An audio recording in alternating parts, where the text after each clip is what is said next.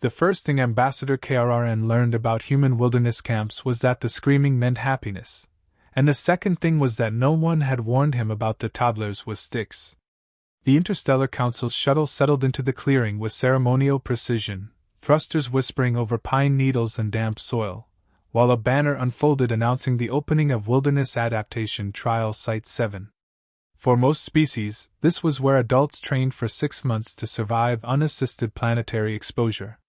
For humans, according to the data packet KRRN clutched with 3 trembling manipulators, it was a place they sent their offspring during something called summer.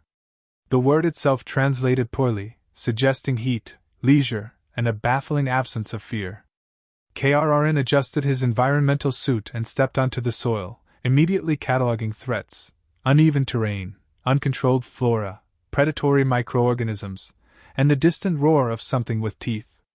Behind him, the council observers fanned out, spines rigid, eye stalks swiveling, all of them expecting catastrophe. What they got instead was a whistle blast and a chorus of cheers as a group of human juveniles burst from between the trees, faces smeared with dirt, brandishing sticks, rocks, and what appeared to be a dead insect mounted on a leaf. At their head ran a small human with tangled hair and a grin that exposed several missing teeth. "We found the creek!" The child shouted at an adult human wearing a bright vest and an expression of deep, relaxed joy. The adult raised a thumb in approval, utterly unconcerned that the creek was listed in Council survival manuals as a Class 3 hazard due to slippery stones and microbial uncertainty. KRRN froze. His species required months of simulation before exposure to unfiltered atmospheres, and even then, trainees were escorted by drones and medics. The toddlers ran barefoot.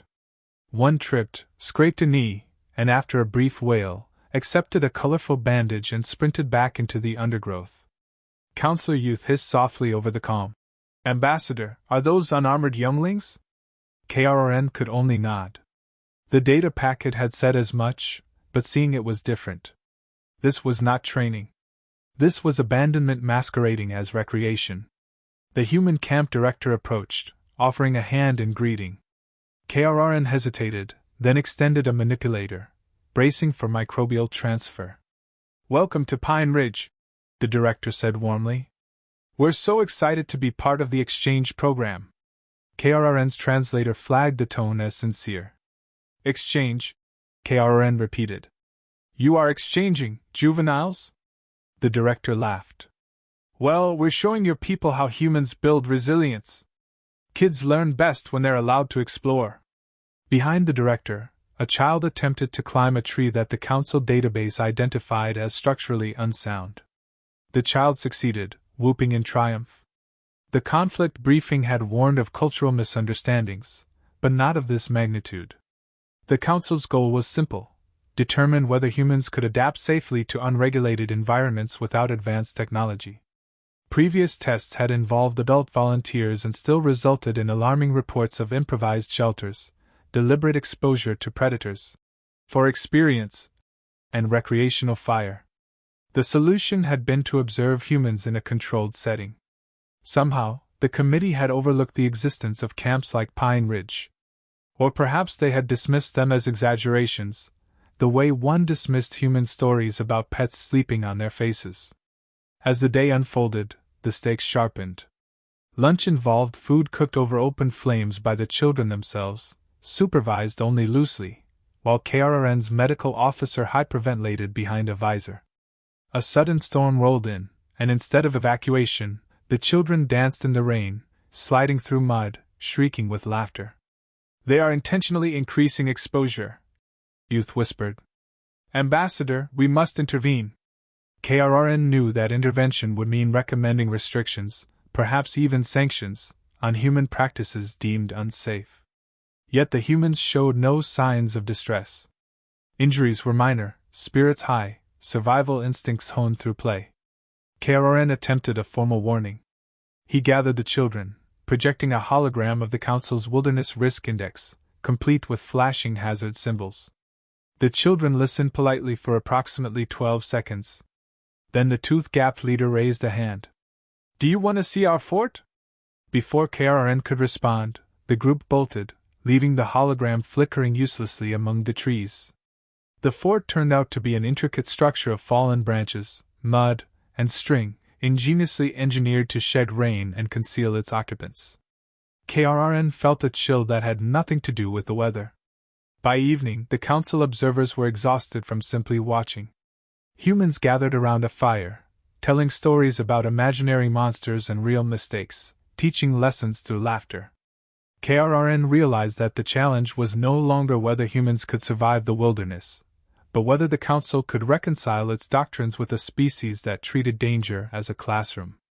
If toddlers could thrive here, what did that say about the assumptions underpinning 6 months of alien training? As night settled and the forest hummed with unseen life, KRRN understood that this first day was only the beginning, and that the wilderness had already chosen its students. Stars emerged between the branches, and the children lay on their backs counting them, inventing names, daring each other to stay still despite the cold ground. KRRN watched, mind racing, as one child pointed out a constellation humans used for navigation long before interstellar flight. The implication struck him hard. This casual immersion was heritage, not recklessness. The council's metrics suddenly felt brittle. Somewhere in the dark, something large moved, and several children sat up, alert, curious rather than afraid. An adult murmured guidance, not orders. KRRN recorded everything, knowing his report would shake chambers and egos alike, because the truth was undeniable and terrifyingly hopeful. He wondered, with a tremor of awe, how many civilizations had failed simply because they never let their young touch the wild early enough to learn it. Tomorrow, the council would demand answers, and KRRN feared the forest would answer first without permission or mercy whatsoever. By dawn of the second day, Ambassador KRRN had slept exactly 43 minutes, most of them interrupted by frantic note-taking and one memorable incident involving a raccoon attempting to steal his nutrient gel. The humans called it cute. The Council's automated survival alert system had logged 17 potential fatal scenarios overnight. The human children had logged 0, unless one counted a heated argument over whose turn it was to stir oatmeal as life-threatening. The morning began with what the camp director cheerfully announced as solo time. KRRN's frills flared in alarm. Solo time, according to every council manual, was the final exam of wilderness certification, conducted only after months of preparation and extensive psychological screening. Here, it meant scattering the toddlers across a half-kilometer stretch of forest with nothing but a whistle and instructions to build something cool or just think big thoughts. The adults retreated to the clearing, sipping hot beverages and discussing weather patterns like philosophers. KRRN's translator struggled to keep up with the casual tone masking what his species would classify as a mass casualty event in progress. Counselor Youth opened an emergency channel. Ambassador, we must stop this. Juveniles alone, unsupervised, surrounded by predators and unstable terrain. KRRN watched as the tooth-gapped child calmly assessed a fallen log, tested its stability with a foot, and crawled across it to reach a patch of mushrooms, which she rejected after sniffing. They are not unsupervised, KRRN replied slowly. They are trusted. The word tasted strange. Trust was something granted sparingly, after certification and oath binding. Humans appeared to distribute it early, like seeds, hoping something resilient would grow. The first complication arrived sooner than expected. A storm cell that had been mild overnight intensified abruptly, wind tearing through the canopy, rain slashing sideways. Council drones scrambled to reposition, but the children were already adapting.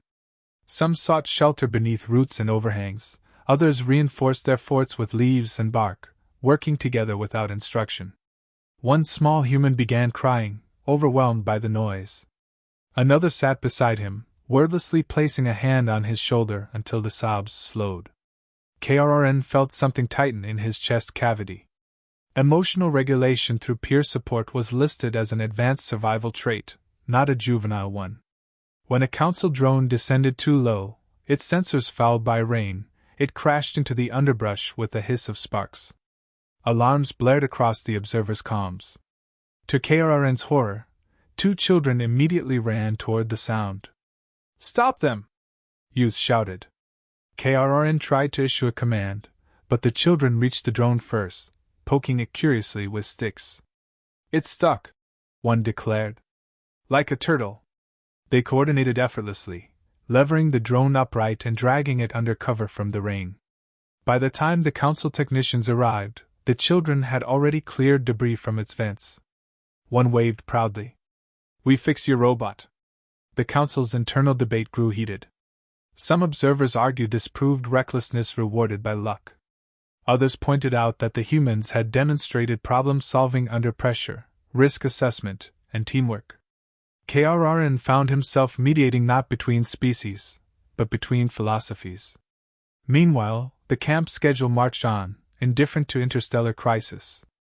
After the storm passed, the children emerged muddy, triumphant, and hungry.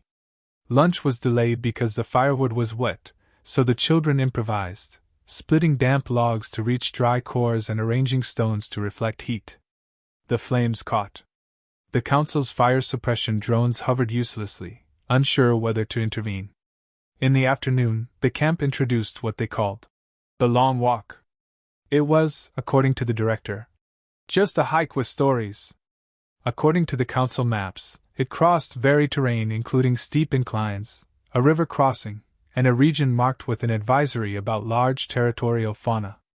KRRN's anxiety spiked as the children marched out, singing off-key songs about bears and friendship. Halfway through the walk, they encountered signs of a real predator, tracks, scat, the unmistakable musk of something that could kill an adult council member in seconds. The children fell silent. An adult knelt, explaining calmly what the signs meant and how to respond. They adjusted their formation, made noise, stayed together. No panic. No bravado. Just practiced awareness. The predator never appeared, but the lesson landed anyway. KRRN recorded biometric data showing elevated alertness without fear response overload. "They are training," he murmured. "They just don't call it that." Youth bristled. "Training without safeguards is barbaric."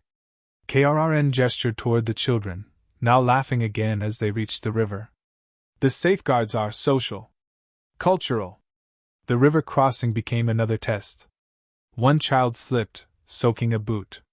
Tears welled, then stopped when another offered to trade socks later. Problem acknowledged, solution deferred, morale intact. As evening approached, exhaustion finally caught up with the council observers. Their species were not built for this level of sustained alertness. The humans, however, seemed energized by the day's challenges. Around the fire, they reenacted moments from the storm, embellishing danger into comedy. The tooth-gapped child declared herself Drone Rescuer Supreme, earning applause. KRRN realized the narrative itself was a survival tool, transforming stress into shared myth, embedding lessons deeper than any simulation. If this was escalation, it was not toward disaster, but toward mastery. Yet the stakes sharpened when the camp director announced tomorrow's activity with a grin. "Tomorrow's the overnight challenge," she said. "Kids plan everything." KRRN's internal translators stalled. Overnight challenge implied extended exposure, limited adult intervention, and autonomous decision-making by juveniles. The council observers erupted in protest. KRRN raised a limb for silence, eyes fixed on the children's eager faces. He understood now that the conflict was not the wilderness. It was whether the council could accept that resilience grew not from shielding life from risk, but from teaching it how to dance with uncertainty and come back laughing.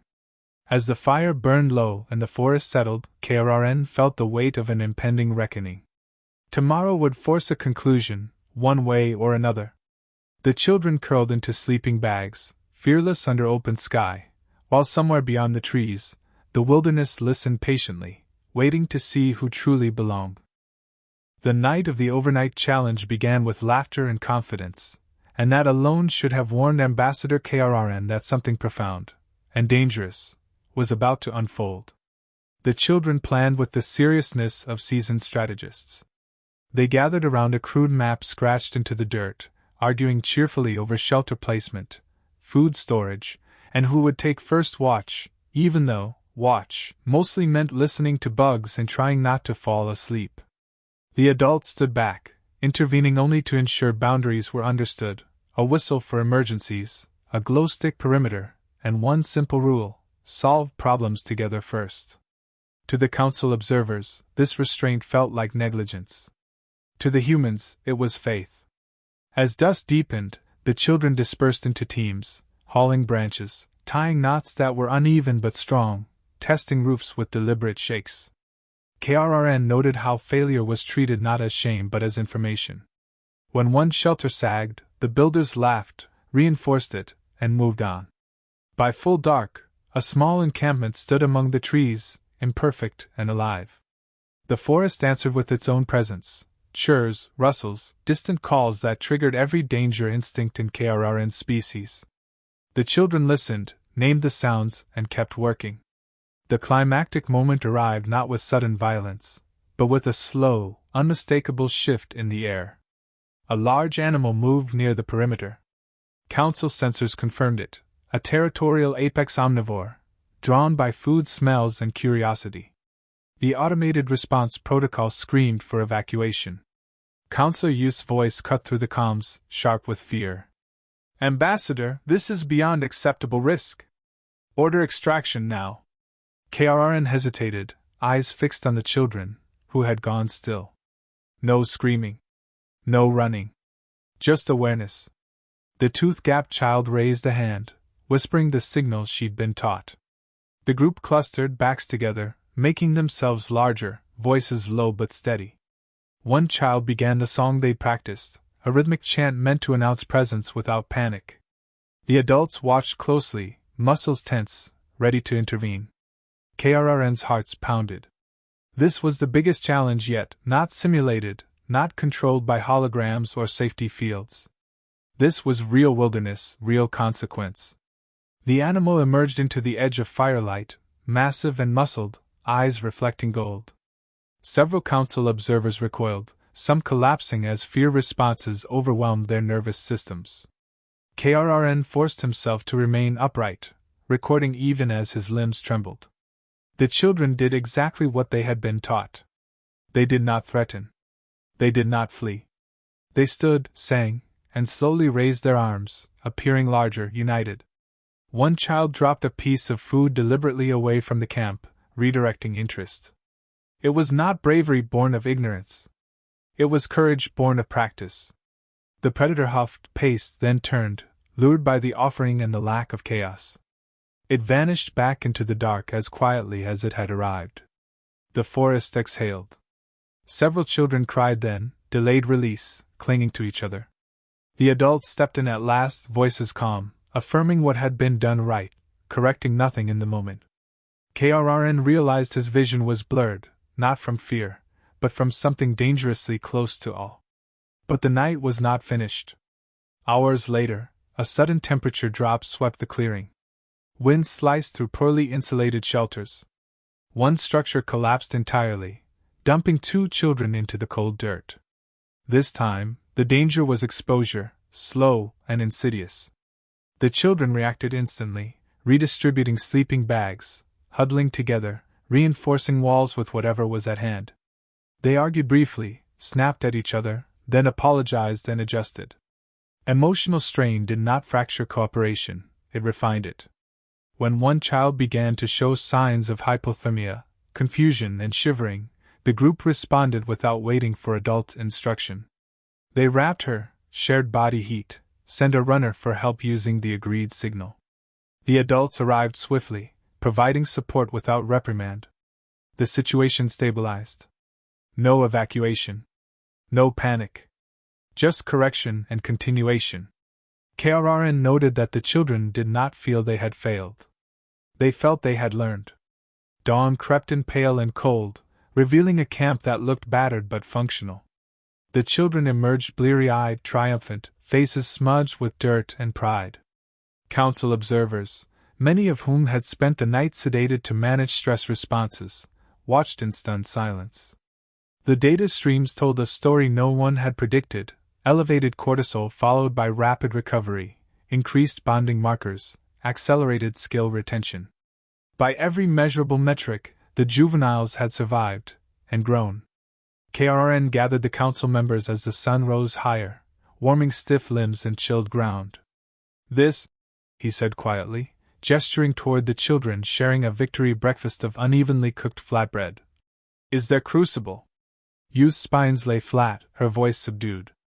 "They faced an apex threat with juveniles." KRRN nodded.